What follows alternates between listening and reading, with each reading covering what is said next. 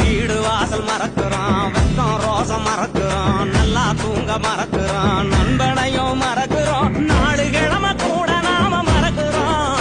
அவங்க நினப்புலதான் எல்லாத்தையும் மறக்கிறோம்.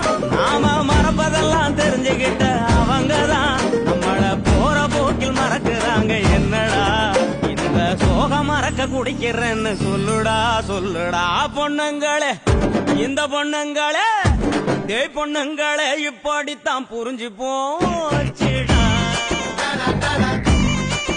அவங்க கண்ணு நம்ம கல்லறன்னு தெரிஞ்சு போச்சுடா.